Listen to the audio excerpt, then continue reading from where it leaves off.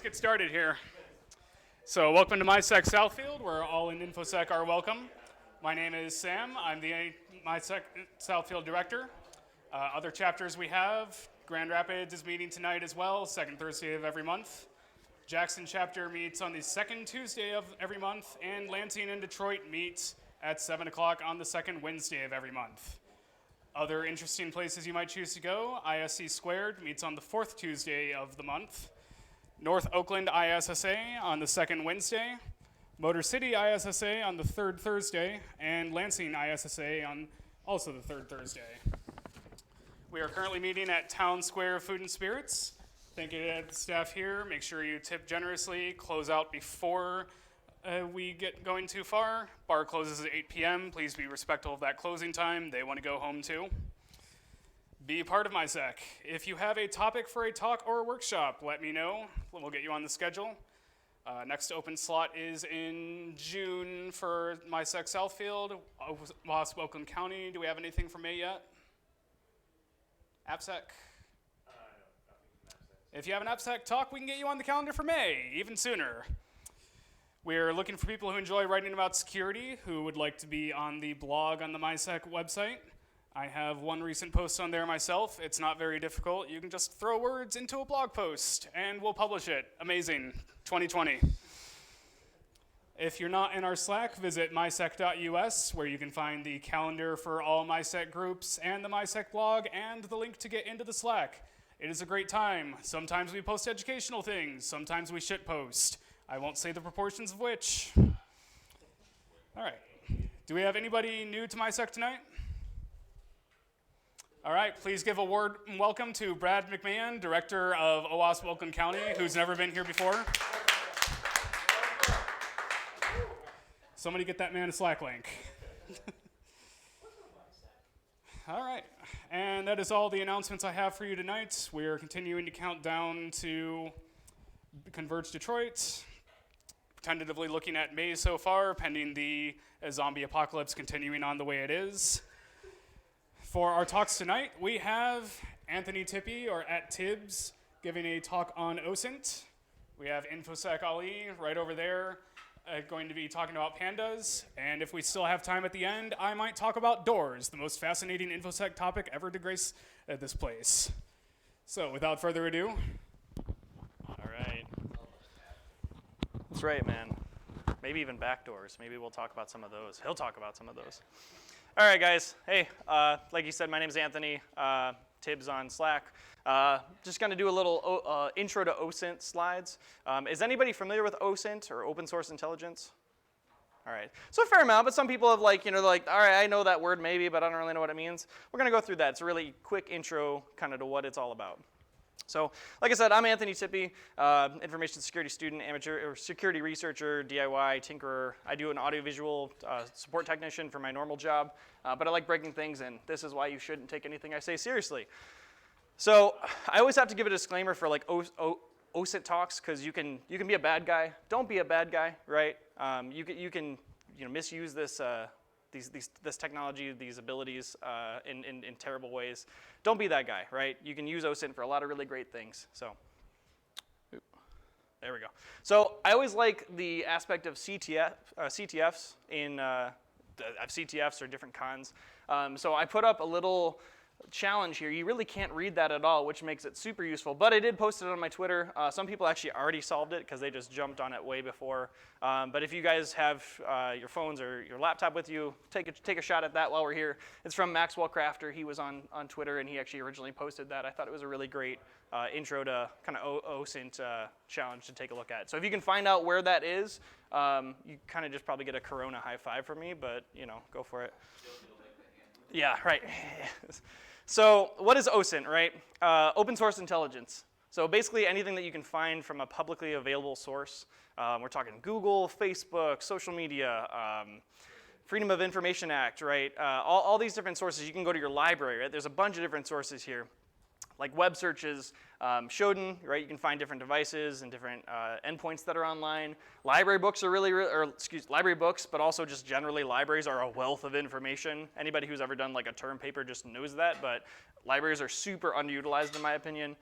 Maps, dating sites, phone numbers, videos, right? If you have some malware that's coming in or some kind of weird bad actor rocking an IP address and you're like, what the heck is that? Do some OSINT on that. So what can you do with it, right? You can find out, who somebody is, right? If somebody's maybe harassing a friend or a girlfriend or your brother, whoever, right? You can maybe try to figure out what's going on with them. Do they have a history record with that? Maybe report it to the police. If you're an employer, you could look up an employee, right? See what kind of they're all about. That's probably the reason I don't have much of a job, because they see my Twitter and, well, yeah, here we are. Cyber threat investigation, right? Blue team, you got some IPs coming in doing weird, nasty things, and you're like, what's going on there, man? You should get out of here. Location search, right? Where was things? That was the picture earlier, right? Where was that, right? Obviously on like a highway somewhere, but like where? Data leaks, exposure, and then if you're like red team, your social engineering leads or sort of red team tactic leads, you can find more information about your target. So what's the process for doing this generally? It's a lot like the scientific method, right? You're like, what am I looking for? Okay, what's my objective? What's my main research goal? Who's my target? What's my target? How am I going to conduct my research? Like, what's my methodology? Scope of the research? What's on limit? Within bounds, out of bounds. If you're in more of like a corporate environment, you're going to probably have some sort of time constraint, right? There's a project; they're not just going to leave this open-ended. For me, it's like whenever I get bored of searching for things after 4 hours of trying to find something, right? And then you want to consistently look to prove or disprove your theories, right? The entirety, from what I've understood so far, in my very limited, honestly, knowledge of OSINT, you're trying to, disprove or prove and verify what you're researching, right? So you start with something, verify that, keep going forward. Everybody knows the Google, right? Other search engines, we have, Bing, Yandex, DuckDuckGo, Baidu. There's a bunch of different search engines that you can use. Obviously, everybody knows, Google's probably one of the most popular ones, but each of these different search engines are going to give you different results and show you kind of a different picture of the thing that you're searching. So go ahead and utilize that. You have a ton of tools online. Why wouldn't you utilize all those different tools? Right, so you can start with the basics like a name, a phone number, whatever your first starting point is that sort of tipped you off into like, I want to look into this, right? You can also go into advanced search. Most search engines are going to have some sort of advanced search, and they can give you different parameters that will limit and craft your search query a little bit more detailed. And then more than that, in addition to sort of verifying and trying to confirm what you find, check page number 2. There's so much stuff on page 2 of Google, page 2 of Baidu. Check page number 2, page number 3. There's a lot of information. Yeah, it gets kind of crazy, and you're like, what is happening here? Just check it out. There's a lot of really good information that's kind of in the weeds that you have to dig for. So pivot points, right? How do you pivot from HackerBoy, the username, to HackerBoy at Gmail or HackerBoy at social media, right? Maybe he has a Yahoo account or an Apple ID. Maybe he's got a phone number, right? How do you pivot between all those different things? That's what we're looking to do as we gain our investigation and sort of build this profile on the person, on the target, whatever you're looking for. So you can do that here. Ooh, I got a laser pointer, I forgot about that. So right, you can start with a username and then go down, search through some search engines. You can try different email addresses, right, with that username as the first part of it. And additionally, you could do this is a little flow chart that shows the email address, how you can go through in the different steps. This is from Intel Techniques. It's a really, really great OSINT and privacy source. Michael Bazell is the guy who runs it. Really, really great resource for anybody who's interested in InfoSec and OSINT just generally. So Google Dorks, right? So drilling down deeper into how do we specifically and technically Google something, right? More than just, I don't know, I saw this cat photo online and I want to figure out what the cat is, right? You can use all these different modifiers to your search to specifically curtail the results that you're trying to find, right? So for example, we got Anthony Tippy, that's my name. If we put it in quotes, it's going to only return things that are just Anthony Tippy, or that have Anthony Tippy in it as a 2-word statement together, right? Everybody probably knows that. It's pretty basic, but you can use the minus modifier to take out things, right? I don't want to find anything from Facebook, right? I can go on Facebook. I've already done that part of my search looking into me. Let's minus Facebook. And you can keep stacking on these different modifiers. File type, right? You have PDF. So if we can find any file types or any results that are PDFs that are going to sort of fall into that search query. And then the same here with in title. It's going to have in title of OSINT, right? So if I had a PDF that was not from Facebook that had Anthony Tippy in it, Google would return it, right? There's a ton of these different modifiers that you can find. There's extensive documentation on it, and they're really, really powerful when you understand and kind of figure out how to use them to your advantage. What's up? Do you find that the modifiers are consistent across different search engines, or are they grossly different? I want to say like a lot of these very commonly used ones, like in URL, the minus, the plus. I don't know if the plus doesn't. A lot of them are generally. I'm sure certain search engines have their own. To be fair, I don't have a ton of experience trying that with each different one, but I would imagine there's some uniformity between them. So you can find these Google dorks that people have found on the Google Hacking Database. Is anybody familiar with the Google Hacking Database? Yeah, so it's a really, really great resource, just really entertaining to be honest. The people post different things that they find exactly what they are, right? We got files containing passwords, web server detection, files containing juicy information, and you have the author for it as well as when they came out. And so certain things you can kind of see how relevant and how recent that is. Boy, do we found some things. So using this query here, we found this little nugget. This is a social media password document that somebody had just like on the internet. There was no logging in. There was just, I was like, file type XLS, username, password, email. Like really, really basic. This is really low hanging fruit, right? And lo and behold, we got support at something. Email, I blurred out these obviously. It was just there, and I'm like, man, what? Oh, I was so close. But you can see even like the level of access they have, right? All this was just here. This should not be online. I shouldn't have to say that. Another example, file type, another Excel document, username and password. This is like their entire social media presence. And it's probably not going to be some, just some Joe Schmo. This is most likely some sort of organization. You can see a lot of password reuse or very, very similar passwords. I'd say they don't even have the Facebook password. I'm pretty sure they have one. It's just not, not in there. Huh? Yeah, they got the links right here. I'm like, if I was a bad guy, I'm going to have a great time. My favorite was like Hootsuite. Does anybody know what Hootsuite is? So Hootsuite is like a command and control server, for lack of better words, of all of your social media platforms. So you can like log into Hootsuite and you're like, guess who just got access to LinkedIn, YouTube, Facebook, Twitter, Instagram, stock photos? You're done. You're going to have a bad time. It's like a single sign-on. Yeah, it's a single sign-on. It's like one platform that talks to all the different, all the other platforms, and you can post in one place and just, it spams it out to everything. Really, really important for, business social media accounts. Should not be online. Oh, and there's like a posting schedule here too, so you can even see how relevant how relatively they post, or how recently they post rather. So how can we defend against this, right? If you're on the blue team side, you're like, oh crap, maybe my organization has some stuff on there because we probably have done some weird things like that. One, password managers. Maybe don't use all your passwords like that. I don't know if that's specific to OSINT, but just a generally good idea anyway, right?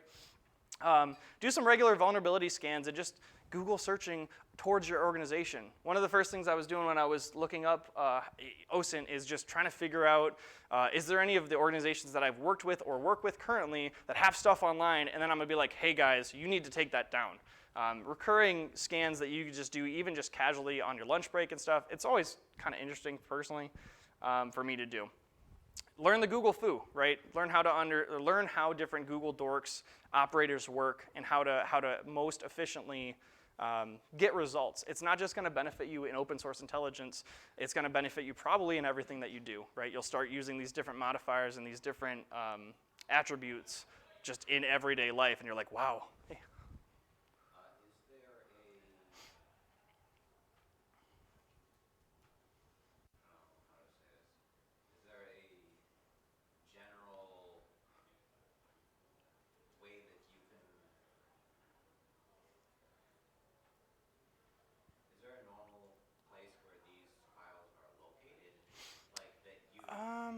So like one place that you would start to look first kind of thing? Not really. It's going to depend on the organization. The thing about it, at least with Google, is like all this stuff was just a quick Google search. Like I didn't even dive into page 2. All this was page number 1. I would just start there. If you're looking to kind of perform some defense in terms of finding stuff that's online, just use some of these modifiers and go to Google, the Google hacking database, and then change out some of the variables for your organization name, right? So check to see what's found, because obviously there's a ton of things on Google. You can narrow it down to 400, 200 results, 1,000 results, right? Much larger than if you just search, mycompany dot blah blah blah, right? I'm just saying, like, if you want to make like a policy for your company that so they don't post this stuff online, what kind of policy are you looking at? Are you saying, okay, do you have like a specific part of the organization? Yeah. Or a specific kind of server?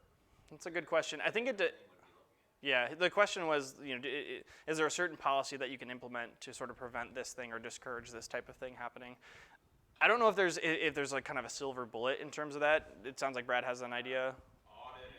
Auditing. That's what I was gonna say, auditing, but. If you're really that concerned, your company is going to put money on it, you're looking at a DLP solution. Right. That's going to be a lot of money.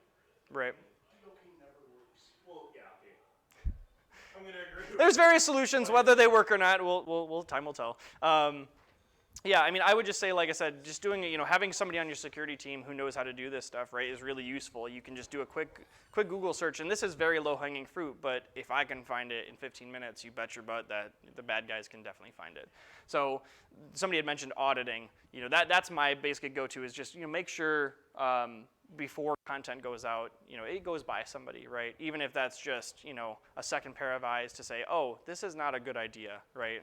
All the passwords on there, then that I would argue to say that organization needs a pretty drastic security mindset overhaul, right? Because we all know here that that's just a very bad practice, whether it's online or not. Which is why I said password managers, but it really I think depends on the organization. But a way you could start, like I said, is just to start searching those things and see what you find, and you can curtail your sort of your method of defense from there. Does that answer your question? Okay. Number 4 is you could request sensitive data removal. So there's a lot of web crawlers out there that have all of our information, phone numbers. You can usually have to pay to unlock your address and all that stuff. But a lot of the sites will allow you to request your data to be removed. There are certain sites that just are like, nope, we're going to have it up here. Sorry, it's our freedom of speech and blah, blah, blah, right? But there's a lot of removals tools that you can use based on the site. It's a very time-intensive process. However, you're probably going to want to do it, and then lastly, you can block sensitive content from web crawlers with a robots.txt file, right? That's a double-edged sword. Is it? Okay. I don't know a ton about it. I was just... Okay, gotcha. Actually find all the things you don't. Gotcha. So I guess it's a double-edged sword, but it's one way you could potentially deter. It prevents you from a generalized kind of Yeah, that's what I figured. Yeah, it's going to stop the crawlers. If you have somebody who's determined to get in, they're gonna find a way, right? So. Right. So just some ways that you can sort of protect your organization. So Google Maps, right? Google Maps and just maps online have come such a far way since the days of MapQuest and all of this. You can even find this guy who is parking from a satellite view. That is crazy. You can compare locations. You can do image location searches. There's so much stuff that you can do, and this is just another great tool that you can use to try to find specific location of something. For example, I was watching a YouTube video, and they were buying toys for some children in a charity, and I said, oh, I wonder where that is. It didn't look like they went to, they didn't go to Amazon or something. Where did they go? So I said, okay, let's figure out where this is. Earlier in the video, they had this bag. This is Tom's Toys, maybe I would probably say, right? So I just searched Tom's Toys online, and it looks like there's 3 different locations. One in Massachusetts, a couple of them in California. Now, from watching previous videos and just looking around, it seems like they're in California. There's a lot of mountains. Kind of works out. I don't know if there's a lot of mountains in Massachusetts. I'm not really good at geography, but I would probably wagers say no. So we know we have an inkling, right? And we can confirm that here in one of the other screenshots from the video. We got this van over here. And if we just search for, white license plate, we can see it's a California license plate. So something, doesn't 100% confirm it, but is probably a good measure that, we have we're in Michigan here, there's a lot of Michigan license plates here. It's going to, help to identify sort of the state of where they are. Double-edged sword too. I've done investigations where people take the photos will purposely change phone numbers and license plates. Right, right. Exactly where they're at. Right. Yeah, and so what he said, for anybody who was on the stream and couldn't hear, he was just saying it can be a double-edged sword. Any of these sort of identifiers, you might plant false flags if you're really trying to cover your tracks and practice good OPSEC. And that's absolutely true. I would definitely say that. But for us, I can say with probably pretty decent certainty, just like a YouTube video, Tom's Toys, very likely. State is California, very likely. Exact location, which store were they at? Okay, we got two to sort down through. One on Honolulu Avenue and one in Beverly Drive. And they're in two different counties. So if we go back here to our original shot, we can see something in the back here, which is a little, if we zoom in, oh, I didn't have that one in there, but it's Je Pes something salon. And I just searched Je Pes Salon LA, because that's in California. Boom, Jedadore Pet Salon, right? And if we go there, we can see that's what came up. And voila, this is the exact same, the same location that was in the video. So now we can, did I go back? I messed up my slides, I think. So now we know it's the one on Honolulu Avenue because that was in Monteros, California, which the Jedadore Pet Salon was also in Monteros, California. So if we go, we can confirm those. If we go to Google Maps, from an overhead view, you can see the Tom's Toys location in Monteros and the back alley that they were presumably at. Probably around here is where they were. We can see the Jedadore Pet Salon is over here. And if we go ahead and compare our original image here to a Google Street View image, you can see it's pretty close, right? Like, that's roundabout where they were. So obviously just a fun little example. There's really nothing that was gained of this other than just, oh, that's cool. But you could see how this would be able to be used in other situations. Social media. People love sharing stuff. Everybody's got their selfies, constantly showing things with the conferences that they're going at, the new jobs that they have. That's one of my favorite things to look at is you can search like #new-badge. Oh man. If I was a bad guy, or if I was a red teamer, I'd be having a field day. Now I know exactly what your badges look like. These are passports, #new passports. I didn't think you had to tell people that. Policy, lots of companies' policy do not take pictures of that. Right. They still do it. Right, yeah. People are still going to do it because they're excited. They just got this new job. They just graduated college. They just got a nice new promotion, maybe brand new badge. And you can see exactly what the badge looks like. And with an RFID, there's some online. You see people all the time, right? That people are like, He retweets them all the time. yeah. Who's the Twitter? Is it Twitter? SOB. Yeah, I guess there's credit cards that are posted online in this personal. So apparently there's a Twitter account called I Need a Credit Card, and you can find different credit cards there.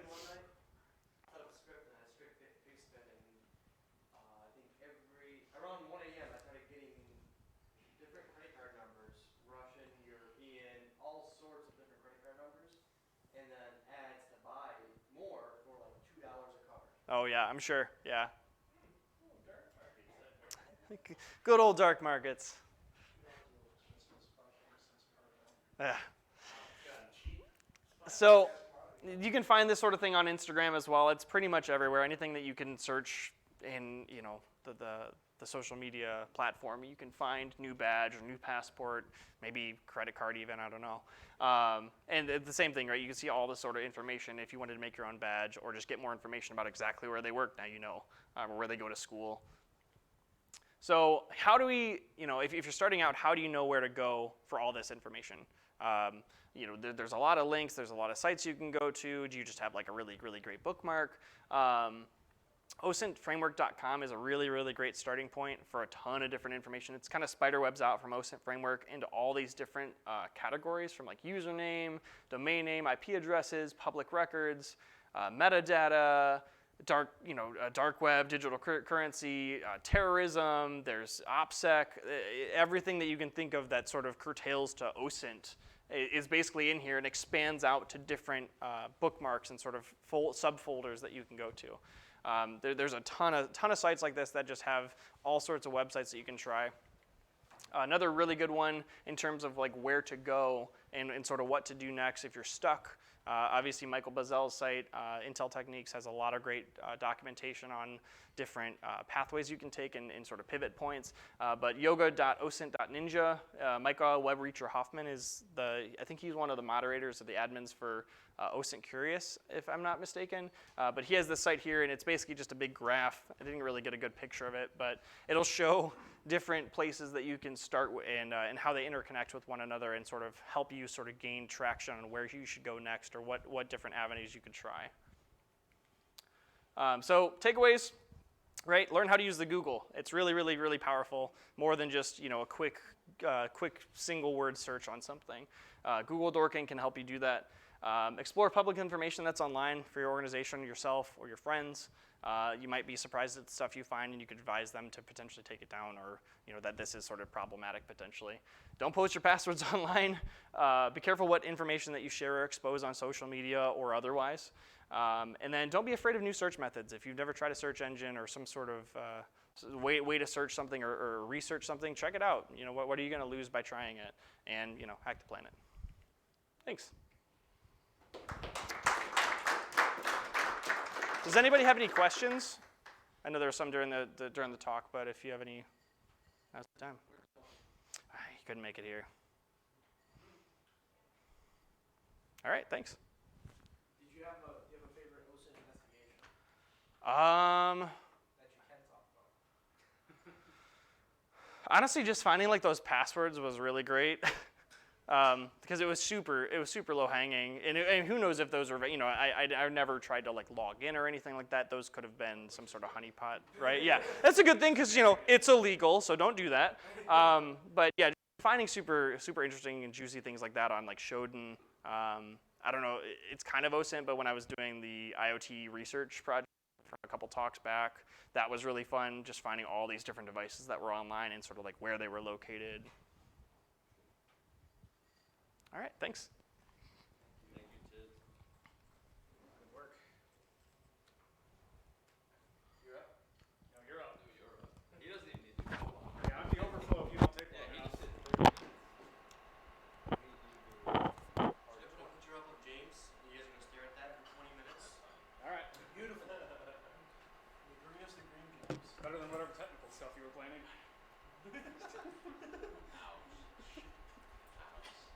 Why does it have to be ouch? really Maybe I can't just get love Jimbo offended that from much. this. That's fine. So you mic'd up? No.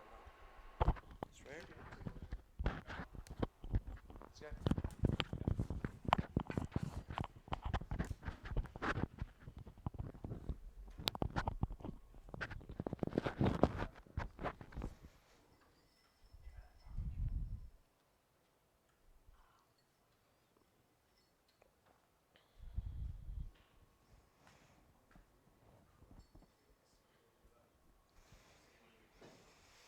It's warm in here today.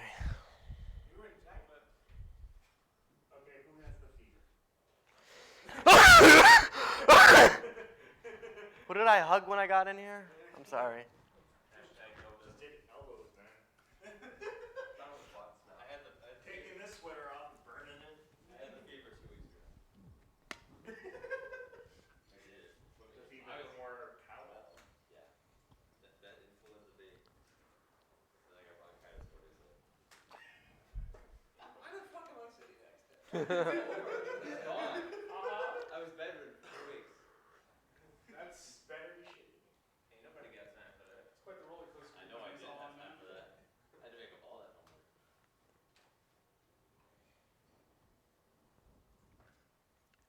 Are we waiting on me or are we waiting on Sam? No, you're up. Go for it. Just go for it? Okay, I was waiting on you. No, go ahead. Everything coming cross grid? Screen? Has to Moving? go. You got your mic on? No, it's right here. Is that on? Is it going? Yeah, it should be. Okay. I can see it. All right, perfect. Good morning, good evening, good night. That's my talk. Have a great day. Hopefully no one gets sick. So this was a lightning talk. I kind of made out a little bit longer, but it's still technically a lightning talk. It's not cyber per se, but is what you can do with it in cyber that would help out with, I think, everything what we do. Good?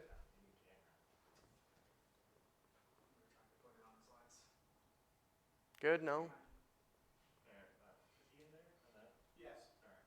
Okay, sweet. Okay. So I wanted to give a quick introduction, really high-level overview of the Python module called Pandas. It's done so much for me and what I'm able to do and really expanding my visibility in terms of our assets, where they're at, or different types of log sources, merging stuff, and really just doing proper analysis and really piping several gigs of data through that you would need to send to Splunk or another SIM or something to be able to process. I've been able to do it through scripting, and I'll go over a couple of things I've done with it as well. This is high level. There's a ton more you can do with it, so don't beat me up too bad on it. Before I begin, I want to give a big shout out to Brian and Kent. I relied heavily on them to learn more Python. I've also pinged Sam several times and James, but really Brian has been instrumental to me. He's mentored me. He's helped me a lot. Brian, he's still part of MySec, whether you want to admit it or not. But yeah, he took me under his wing. He started teaching me more about data science and the possibilities and what I could do with it as it relates to my job and the kind of my asks that I was getting at work. So big shout out to him. He's still helping me out to this day. So just wanted to put that out there. So my background, who am I? I break everything. I piss off my wife daily. Couple certs. I love coffee. I'll have. Couple serves, though, you just said couple. I actually didn't list them all, but. There's like 7, all of them being like high level. He didn't even list his security plus, dude. Lay off. So yeah, I'm in the SANS Master's program, so I'm going through a lot of different cert trainings as part of the Master's program itself. Wide variety of experience, kind of jack of all trade, master of none. Too much to learn, to be honest with you. Even if you were the smartest guy in the room, being exposed to all facets of InfoSec, if anyone claims to know it all, they're bullshitting. So this is why I wanted to give this talk as well, because as you're given new challenges, I've always been able to somehow, some way fit Python into it, and especially Pandas, to clean up the data sets that you're looking at, whether it's structured, unstructured, all the fun stuff. So this is pretty much how my conversation went with Brian when I first asked him how to fix or do something in Excel, because he said he was a data scientist. And he still gets that upset every time I ask him how to do something in Excel. He's like, who the hell uses Excel? I haven't touched it since I went to college. Yeah, pie charts. I should have put one of those up there. He never goes in Excel unless he actually has to. First type of ask I got was, okay, great, go through and give me a count of what's this in 50,000 row Excel. 50,000 rows isn't that much. Excel can chew through that. Quickly went from 50,000 to 400,000 to 4 million to 20 million. And believe it or not, Pandas ate it up, no problem. I had to chunk some of the data, so this way I'm not eating all 32 gigs of RAM like I normally do. But it still worked, and Brian still refuses to open up Excel. So what is Pandas? Per definition, one of the most widely used Python libraries in data science, provides high performance, easy to use structures and data analysis. In English, or someone who's not used to or familiar with this term, it's a way to really manipulate your data. You have a data set you want to do something with, regardless of what it is, it probably can be done with Pandas. and much more efficiently in an automated fashion. So yeah, you can manipulate data, you can run stats on something, you can clean structured data like JSONs or XML responses through APIs, or unstructured data, which the only thing I've really done with unstructured data was non-standardized logs. When you have logs that are in a unique format, which you need a special tool to be able to digest them. I've been able to clean that up using regex. You can save clean reports. So once you clean up unstructured data or structured data, parse your data, whatever you want to do with it, you can easily give it column headers and save it to a CSV. And you can even send that CSV directly into a database across the network or locally on the system itself.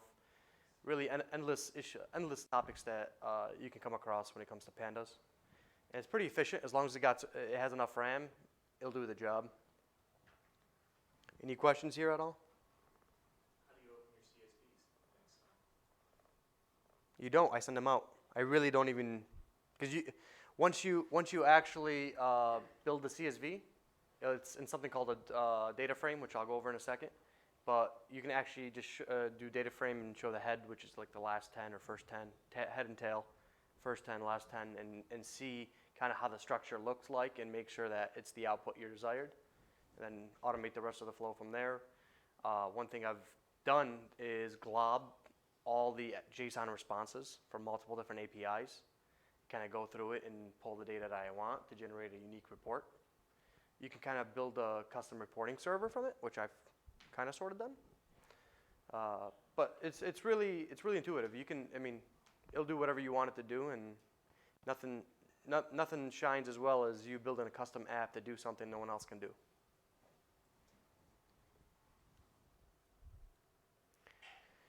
So what is a data frame? Per definition, two-dimensional label data structure with columns and potentially different types. What's cool about this is, let's say you're dealing with dates, numbers, text, strings. You can modify data types. Once you import the data frame, df equal, whatever your CSV file or JSON or whatever you're importing, call out the column, and you can set the column type as, a string, integer, float, whatever data structure you're working with. One issue I particularly had to use that was date and time. Date time was coming out weird. It was coming out as a string instead of a actual date that I could filter down on. So just set as type, date time, and it fixed that for me. So it's really cool when you got to do that, especially when you're dealing with large data sets. Here's an example. Import pandas as PD. Pandas by instantly when you install it will install nuppy, which is more number-based manipulation. Much larger. It's very wide, and you can do a lot of things with it. But this is what I've done with it at least. Here's your lists. Here's your data frame. Data going back to here. Here's your column names. You can print your data frame, or you can do df.to_CSV or to SQL and give it its data, or destination, I should say. And here's an example of what it is. This is an index that pandas will automatically throw in there. You can easily throw down here when you want to save it, index equal false or index equal true. You can get rid of that column altogether. Been very useful. I'm sure you guys can picture or think of a time when something asked you to analyze a spreadsheet. You can automate it. If it's something they're going to want often, just run a script on it on 50 megs of CSVs. This will pump out in a minute or two. So it's pretty quick and pretty easy. I'll show you guys an example of what I've had to use or I had to do. So here's a partial script. I'm always asked to do reporting countrywide.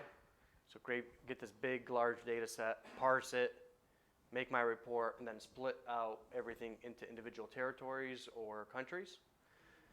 I came across an issue where I had a value which was just giving me so much issues with parsing it. I think it was a backslash or something escaping. It was breaking my script, and I kept getting this error. So instead of being lazy, instead of going ahead and trying to figure out the proper syntax to fix that, what I did is I used pandas to open up the CSV.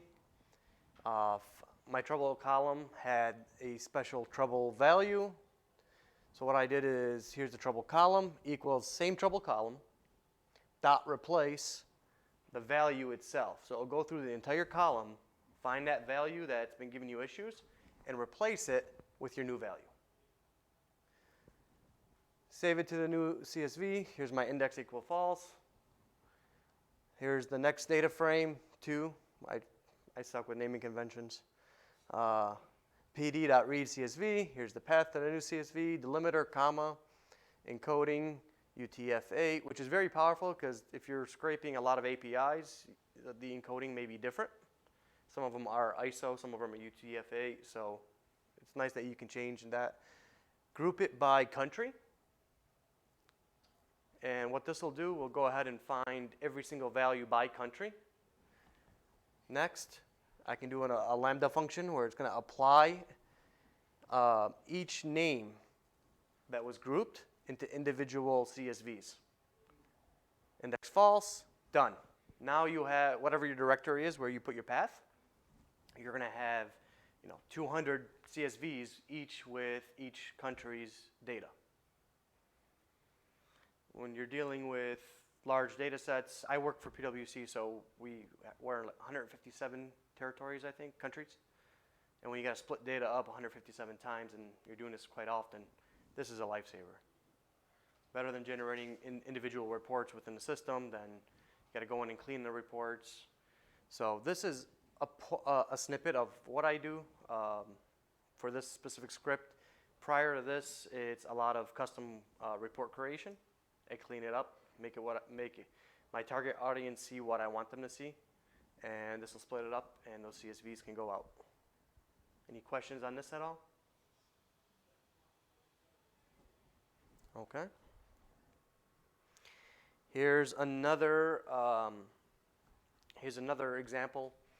So regex, unstructured data. This is amazing to go through it, or those unique log files. You can use regex for that to look for unique key value pairs, whatever you're looking for. For this example, I'm going through a column that has tags, and somewhere in this long ass string, there's these 2 keywords, or one of the 2 keywords, whether it's a server or a workstation. So when I'm looking through assets for individual countries, I want to add a column that's server or workstation. This way, when I'm visualizing the data, I can easily filter between the 2 and distinguish, what's our visibility here versus what's our visibility here. Here's the regex where it's going to go ahead and join the actual list over here. After you create your data frame, you can create additional columns. That's what I'm doing here, called systype equal df tags. This df tags is the column that has the long string that you're trying to manipulate and pull data out of. So you're going to extract regex, which is going back to the original list of server or workstation, expand false. And down here, I don't want any null values. So I'll go ahead and enter in other. If it's not a workstation or a server, it's most likely a network device or a phone, IP phone or something like that. Any questions here? Nope. So what can you do with this? Really anything you want to do. No matter what your function is, whether you're an incident responder or whether you're on the ops side, we all are in some sort of spreadsheet. We're all automating or being asked to automate something. So you can make your position pretty unique. The thing that's drawn me towards data science is how creative can you get with the data? What visibility or what value can you provide to your stakeholders that they don't already have through some other tool? Or can you provide the same data faster and easier? OSINT stuff, automate all the scraping. You know what you're looking for. You're a seasoned pro. You've done this before. Great. Write a Panda script to go ahead and pretty much build you your hit list for the day that you really want to investigate. So there's a lot of different ways you can automate this and make yourself really unique in your company or even at home. I use this daily. I've cleaned data up. I've replaced data. And when I mean when I say several gigs, I mean over 15 gigs of data, no problem. It'll eat up millions of rows, no problem, as long as you have the RAM capacity.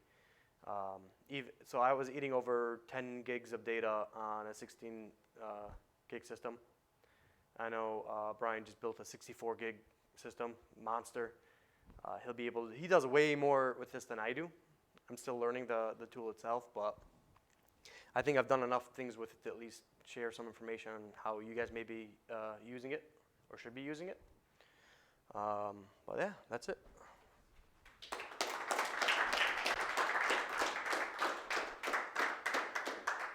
So what's the overhead for pandas compared to Excel or CSV modules?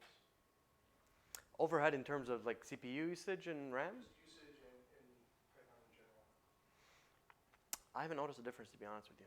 Okay. I mean, I haven't tracked it as closely to say for sure, but I haven't noticed a difference. I mean, by the time I open up a 800,000 line a CSV or Excel document, because Excel compacts the data a little bit more, the script's already done running.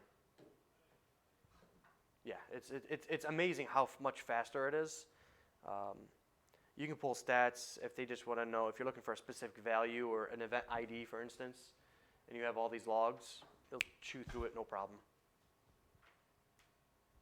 And you can even pipe that to another script, open up sub-process. I mean, you can do so much with it, it's not even funny. I just can't share more specific use cases.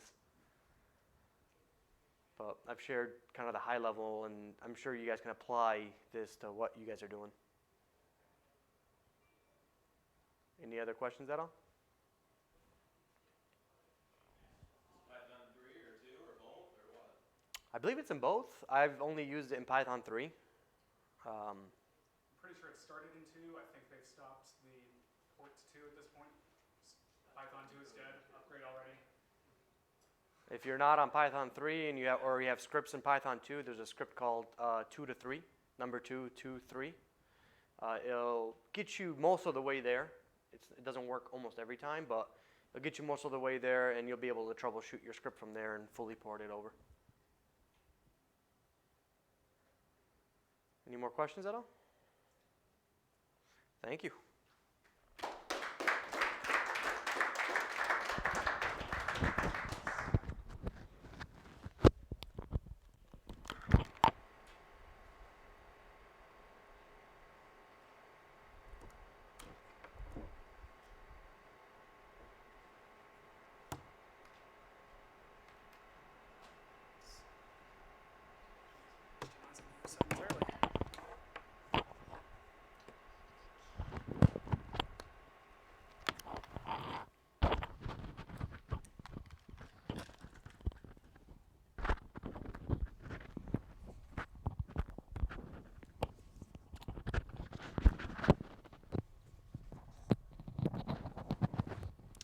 So, funny story here. I prepared these slides several months ago, and I haven't looked at them since because I didn't expect to actually have to do anything with it. And I found out today in the middle of a busy workday that our last speaker was not able to make it. So we're just going to go ahead and run through this. Let's see what I put in there. Hopefully good things.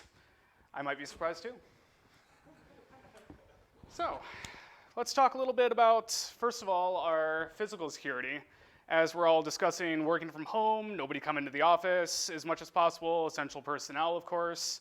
Nobody's going to be looking for things like the guy who just walks straight into the data center and just tries to exfil data by yanking a drive out. And the exfil bandwidth of just literally stealing the hard drive and walking out is extremely high. I don't have exact numbers, but it's not limited at all by whatever internet you bought through Comcast for the business. So, how secure are your doors? The locks that you have on the premises. So we're just going to go through a couple different types of locks that we have here, what to look out for, what you can kind of look for in your secure perimeters. You've got your basic pin tumbler lock here. It's the one that you've seen at every convention when somebody taught you how to pick your first lock. This is what it looks like on the inside when you're doing that. Normal key, just make sure all the pins lines up on the gap. And when they're in the proper position, then it turns and you're in. Problem being with that, there are manufacturing tolerances involved. Not all of the pins are at the exact same place. So if you're applying just a little bit of tension to turn it, reach in there with a pick, you can slowly push up all the pins as you're seeing in that image. Keep turning as you're pushing them. Eventually you'll find the one that's slightly out of place. Keep binding them until you have all of those pins where you want them to be. And that is some very basic lock picking there. I have a pick set at home that I practice with every so often. I'm complete garbage at it. I can get maybe 4 pins on a good day with a rake. But just do your research on the locks that you're buying. Not all of them are made equally. Some of them have tighter tolerances than others. Some of them have better pins. It says master, it's probably not. Yeah, master is complete garbage that somehow is just everywhere still. Everything you buy from Home Depot is garbage. Yes. Life isn't fair. They are complete and totally horrible, and they're just still there. No, they're still there. What about Lowe's? Oh, Lowe's is fine. Lowe's is great. Yeah. So you can get some better pins in place here. If you look up here with these right here, so we have our spool pins and our mushroom pins in there. And what those will basically do is if you push them in at the wrong time, such as when somebody's trying to pick, then it'll give a false set in there where it seems like it's in a better position, but really as you keep going in, you can't get any further because that pin is already locked in place. By the time you try to push on the next one, it's just never going to rise up there. If you're a practice picker, you can get around that, kind of learn to recognize when those false sets are happening and ignore that pin until you get further in. But your standard guy who's just going in there with a rake and trying to crank it in really quickly is not really going to have too much luck in there. Yeah, good question. What's up? So where did you get these awesome images from? You're breaking the tool license right now by not having the tool logo. Oh, Chapter leader, I have to point that out. okay. I thought I had been in compliance with it. I misread Deviant Olam's website, so thank you for that. If I ever do this again, I will make sure to get that fixed. These images are from Tool, the open organization of lock pickers. Deviant Olam created them with a open license as long as you have the logo, which I forgot to put in there. Dave, if you ever see this, I'm sorry. So we have a few keyless access options. You can get your smart locks, which are digital, which of course anything that's controlled with software is breakable one way or the other. Lots of cases of people going into those and finding all sorts of things where basically there's no authentication at all. Just hit the endpoint the wrong way and whatever smartphone app is supposed to be able to manage access to those will just get its way on through. These Granger locks are actually rated by DoD for use on Army installations. I can say there is at least one in the area which uses these for access control. And the way they work is that one, for instance, has 5 different buttons on there, and you have to push them in a certain sequence. So for instance, you might hit 3 and 4 at the same time, and then hit 1 afterwards. That'll be the combo.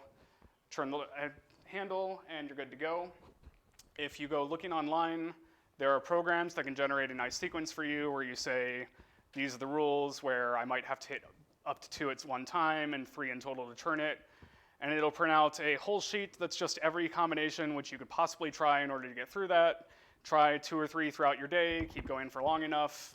Eventually you'll find your way through.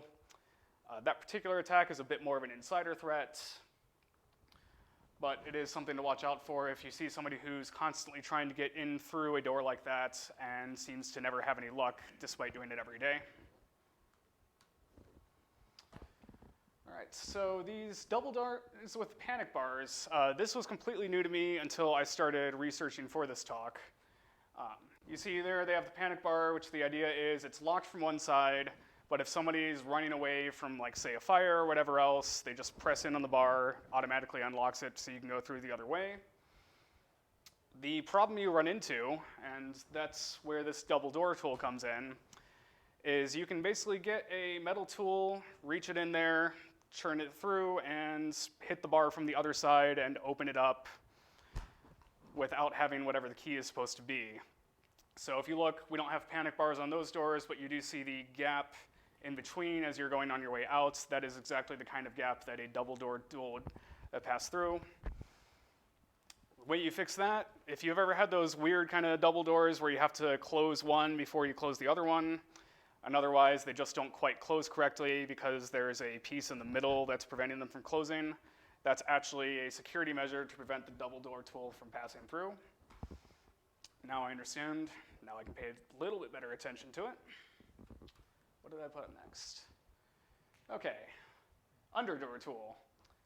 These ones are also really cool. The way I found out about this was, again, through Deviant Olem, whose images I accidentally stole. He had a video with the lockpicking lawyer. And the way it would work is you've got handles. It's the same idea. Instead of a double door with a panic bar, you have a handle that can always open the door from the unlocked side. Just prop it through. It's a metal piece. You have a drawstring where you can take it and just raise up the metal piece, loop it around into the handle, and just pull that down, and you're right in. And if somebody's practiced with that, they can get it open in all of about 10 seconds from what I saw. Very efficient. It does take some practice from what I was able to see. I don't own one myself. Like I said, I shelved this when I thought I wouldn't be delivering it, but You can make one from like 3-inch round steel. no, Brad, you can make one. I'm physically inept. You can steal yards if you go steal certain political signs. And then we have this neat hinge pinch tool. So this was another one, again, came from Dev, lockpicking lawyer. It was really just 3 or 4 videos with those two in a row that inspired me to want to do this in the first place. You look at the hinges on a lot of doors. They have pins in them holding them in place. Literally, this thing is just a pull tool where it has a spring on it. Pull it out, let it go, and the pin at the end will just knock the hinge open. You can take the door right off its hinges and walk in. It's a little bit noticeable if you leave the door like that, but hopefully by then you've already walked away with the stuff you're stealing. So that is all that I had on here. Like I said, very unfinished slide deck. I would like to apologize again to Open Organization of Lockpickers and to Dev for the mistake with the license there. But by all means, go look it up on YouTube. It's a great physical security thing to get into when you want a break from InfoSec, but you've still got that itch to break something. And that's what I've got.